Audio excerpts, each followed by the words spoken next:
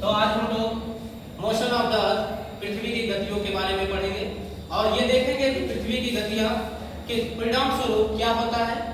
हमारे अर्थ पर हम लोग देखते हैं कि सुबह होती है, फिर शाम हो जाती है, फिर रातें आ जाती है। ये कैसे होती है? हम लोग देखते हैं कि कभी कभी गर्मी होती है, लगभग 2-3 महीने गर्मी चलती है, फिर ठंडी आती है, फिर कुछ ऐसा समय आता है कि न ठंडी ज्यादा न गर्मी। ये सब ऋतुओं में परिवर्तन कैसे होता है ये आप देखेंगे। तो हमने देखा कि ये आप देख रहे हैं मोशन ऑफ द अर्थ यानी पृथ्वी की गतियां। पृथ्वी की गतियां कितने प्रकार की होती है? दो प्रकार की। कितने प्रकार की? दो प्रकार की। एक आपका होता है रोटेशन और एक होता है रिवोल्यूशन। ये रोटेशन यानी कि घूर्णन गति, जब पृथ्वी अपने अक्ष के परितः घूमती है, अपने अक्ष के परितः घूमती है, तो उसको क्या कहते हैं?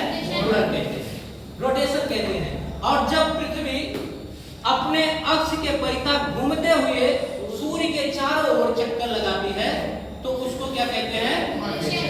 रिवोल्यूशन यानी परिक्रमण गति। ये रिवोल्यूशन और ये रोटेशन। रोटेशन क्योंकि आपको पता है कि अब हमारी अर्थ 23.5 डिग्री क्या है? अपने अक्ष के परितः झुकी हुई है, और झुके हुए क्या करती है कि अपने अक्ष के परितः घूमती रहती है, चक्कर लगाती है। और ये चक्कर कैसे होता है? पश्चिम से पूर्व। और इसके कारण ही हमारे अर्थ पर दिन और रात होते हैं। एक दिन में एक चक्कर लगाती है, दिन और रात होते हैं। और ये क्या है कि सूर्य अपने अक्ष के परितः यानी पृथ्वी अपने अक्ष के परितः घूमते हुए सूर्य के चारों ओर चक्कर लगाती है। और ये चक्कर कितने दिन में पूरा करता है? 365 यानी इतना दिन। यूं दिन 1/4 यूं कह लीजिए 365 डेज और 6 आवर। ठीक है ना? ये दिन यानी 1/4 से बराबर। ठीक 1/1 नहीं। तो ये आपने देखा ऋतुओं में परिवर्तन होता है। अब ये देखते हैं कि देखिए हमारी जो अर्थ है, हमारी अर्थ कैसे है? Like this. ये इसको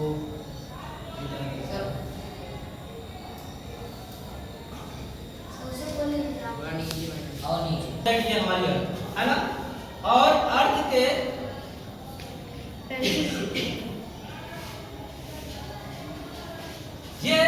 ये इस लाइन को आप पता है, ये इक्वेटर है। क्या है? इक्वेटर। और ये इक्वेटर हमारे अर्थ को 2 बराबर भागों में बांटती है। ये हमारे अर्थ को 2 बराबर भागों में बांटती है। इसको कहते हैं भूमध्य रेखा। और ये भूमध्य रेखा के ये अब जाएंगे, ये नॉर्थ पोल मानता रेखा जो हमारे अर्थ को 2 बराबर भागों में बांटती है, उसको कहते हैं भूमध्य रेखा। और यहाँ से इसके ऊपर उत्तरी गोलार्ध और नीचे का भाग दक्षिणी गोलार्ध। ये जो 2 बहुत ही इंपॉर्टेंट लैटिट्यूड है और जहाँ पे सूर्य की किरणें चक्कर लगाती रहती है। और ये है आपका 23½ नॉर्थ लैटिट्यूड, और इधर है आपका 23½ साउथ लैटिट्यूड। और ये 23½ नॉर्थ लैटिट्यूड को क्या कहते हैं? ट्रॉपिक ऑफ कैंसर यानी कर्क रेखा। कौन सा? कर्क रेखा। और ये आपका जो है 23 ट्रॉपिक ऑफ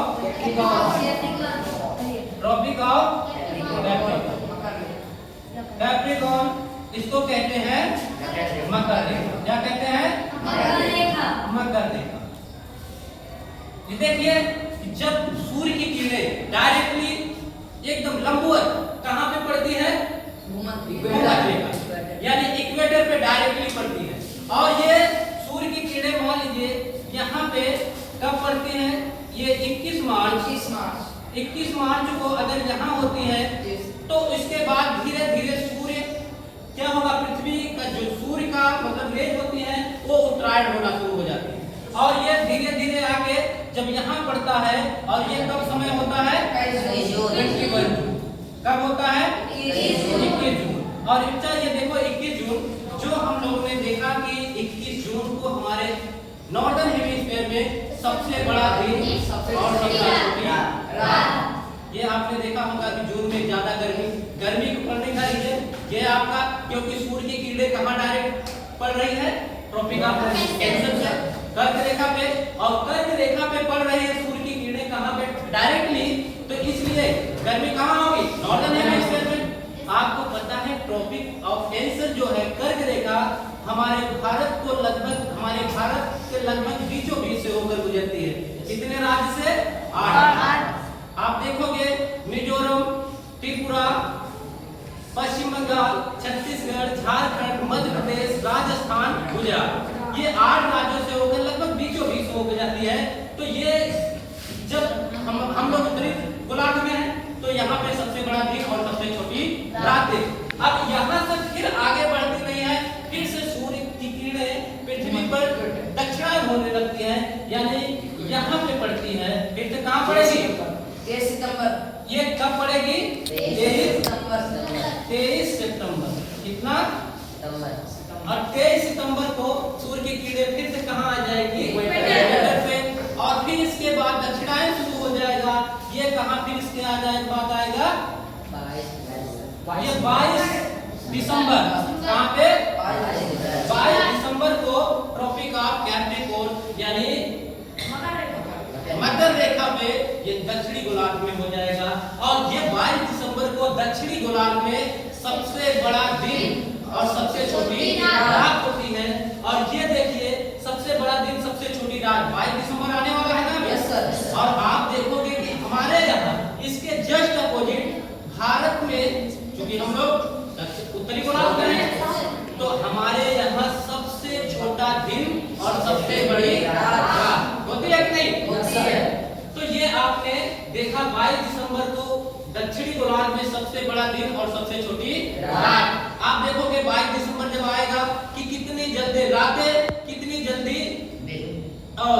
दिन कितना जल्दी चला जा रहा है, कुछ पता ही नहीं चलता है ना। और रातें बहुत लंबी होती है। क्यों, क्योंकि ये सूर्य की किरणें क्या है, सीधा कहाँ चलने लगती है, ट्रॉपिक ऑफ कैप्रिकॉर्न। आपने देखा कि 21 मार्च और 23 सितंबर को सूर्य की किरणें डायरेक्टली कहाँ, इक्वेटर भूमध्य रेखा पे पड़ती है। इसलिए हमारे अर्थ पर दिन और रात क्या होते हैं, बराबर होते हैं। और जब सूर्य की किरणें डायरेक्टली ट्रॉपिक ऑफ कैंसर यानी कर्क रेखा पे पड़ती है 21 जून को, तो हमारे उत्तरी गोलार्ध है यानी जहाँ पे हम लोग हैं भारत में सबसे बड़ा दिन और सबसे छोटी रात होती है। इसके जस्ट अपोजिट दक्षिणी गोलार्ध में दक्षिणी गोलार्ध में 21 जून को सबसे छोटा दिन और सबसे बड़ी रात होगी।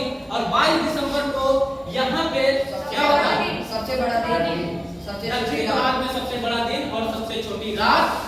और इसके अपोजिट में हमारे यहाँ सबसे छोटा दिन सबसे बड़ी रात। ये कॉन्सेप्ट आपको समझ में आया कि नहीं? Yes sir. आगे हम लोग देखते हैं, अभी इसको चित्र के माध्यम से दिखाते हैं कैसे क्या होता है। हाँ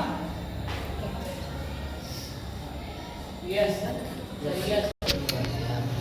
ये हम लोगों ने देखा कि कैसे, पहले तो हमने देखा, अब देखो कि ये सन है, सन की रेज कहाँ पे डायरेक्टली पड़ रही है। ये 22 दिसंबर को देख रहे हो, ट्रॉपिक ऑफ कैप्रिकॉर्न और विंटर सोल्स्टिस होता है, यानी कि यहाँ पे सबसे बड़ा दिन और सबसे छोटी रात। और इसके जस्ट अपोजिट हमारे नॉर्दर्न हेमिस्फीयर में 21 मार्च और 23 सितंबर। ये देखो जब हम लोग दिसंबर के बाद जाते हैं तो क्या होता है ना, मौसम ज्यादा ठंडा में ज्यादा गर्म होता है। यानी हमारे यहाँ गर्मी कैसे, ये स्प्रिंग, समर, ऑटम और विंटर, ये ऋतुओं में परिवर्तन भी हमारे पृथ्वी की गति के कारण होता है। और गति कौन सी है, परिक्रमण यानी रिवोल्यूशन। आप देख रहे हो ना, ये समझ में आया कि चित्र की नहीं। 21 जून को हमारे नॉर्दर्न हेमिस्फीयर में सबसे बड़ा दिन और सबसे छोटी रात, यानी उत्तरी गोलार्ध में सबसे बड़ा दिन और सबसे छोटी रात 21 जून को। और 22 दिसंबर को सबसे बड़ा दिन और सबसे छोटी रात दक्षिणी गोलार्ध में। कहाँ पे, दक्षिणी गोलार्ध में। और इस समय 22 दिसंबर को हमारे इंडिया में सबसे छोटा दिन और सबसे बड़ी रात। और 21 मार्च और 23 सितंबर को पूरे अर्थ पर दिन और रात बराबर होते हैं। तो इतना तो समझ में आया? Yes, sir. ओके, आज बस इतना ही। आपका दिन मंगलमय हो। Thank you.